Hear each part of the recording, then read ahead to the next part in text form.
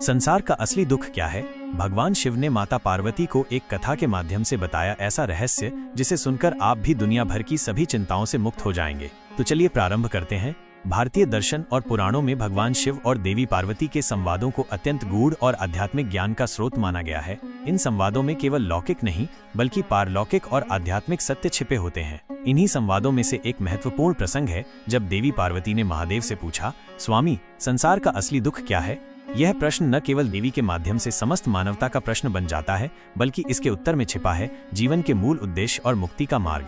पौराणिक कथाओं में वर्णित है कि एक दिन कैलाश पर्वत पर शांत वातावरण में देवी पार्वती ने महादेव से ये जिज्ञासा प्रकट की। उन्होंने पूछा, हे नाथ, संसार में जन्म, मृत्यु, रोग, शोक, मोह, वियोग आदि अनेक दुख हैं, परंतु इनमें से कौन सा दुख ऐसा है जो सबसे अधिक पीड़ादायक और मूल दुख कहलाता है? कृपया मुझे बताइए। महादेव मुस्कुराए, उनकी दृष्टि करुणा और ज्ञान से भरी हुई थी। उन्होंने उत्तर दिया, हे पार्वती, संसार का सबसे बड़ा दुख है अज्ञान।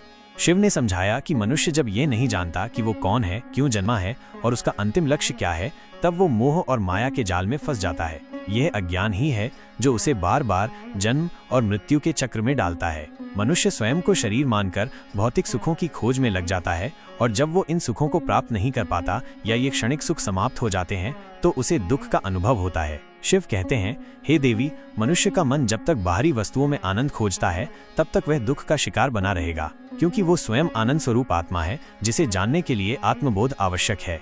शिव आगे बताते हैं कि अज्ञान से उत्पन्न मोह दुखों की जड़ है। जब कोई मनुष्य अपने परिवार, धन, प्रतिष्ठा, रूप, शरीर आदि से अत्यधिक आसक्ति कर लेता है तो वह उनसे वियोग या हानि की कल्पना मात्र से भी पीड़ा का अनुभव करता है। माया, जो कि ईश्वर की रचना है, संसार को एक असत्य रूप में प्रस्तुत करती है। यह माया इतना प्रबल प्रभाव डालती है कि मनुष्य सच्चे झूठे, स्थायी अस्थायी, शुभ अशुभ में भेद नहीं कर पाता। मोह और माया के कारण वो अपने आत्मिक स्वरूप को भूलकर जगत को ही सत्य मान बैठता है।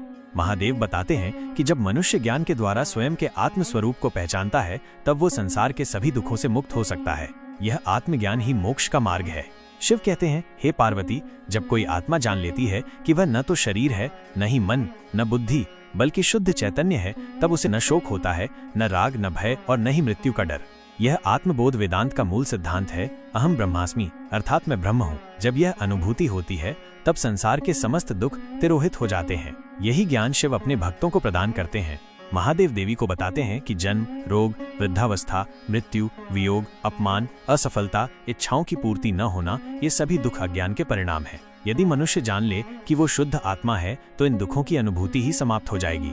आत्मज्ञानी व्यक्ति के लिए संसार में रहना वैसा ही होता है जैसे कमल के पत्ते पर जल की बूंद संपर्क में रहते हुए भी निर्लिप्त।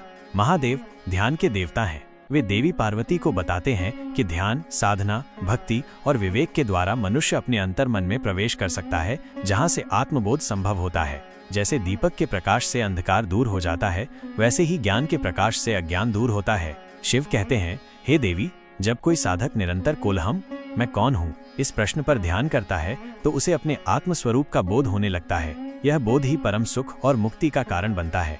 महादेव एक और महत्वपूर्ण बात देवी को बताते हैं कि जब मनुष्य अपने जीवन को केवल अपने लिए नहीं बल्कि दूसरों की सेवा और कल्याण के लिए समर्पित करता है तब भी वह दुखों से ऊपर उठने लगता है, क्योंकि आत्मकेंद्रित जीवन अज्ञान को बढ़ाता है जबकि परमार्थिक जीवन आत्मज्ञान की ओर ले जाता है।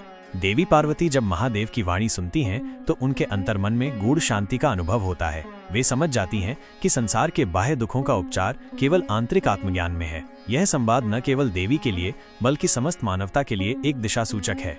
आज के समय में भी जब मनुष्य बाहरी भोगों, भौतिक संपत्तियों और तात्कालिक सुखों में अपने जीवन का अर्थ खोजता है, तब ये शिव का उपदेश एक दीपक की भांति हमें राह दिखाता है। यदि हम अपने भीतर झांकने का साहस करें, साधना करें और आत्मज्ञान की ओर बढ़ें तो सभी दुखों का अंत संभव है।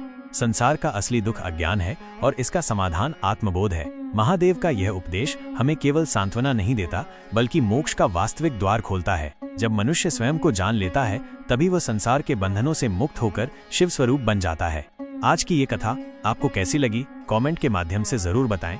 हर हर महादेव।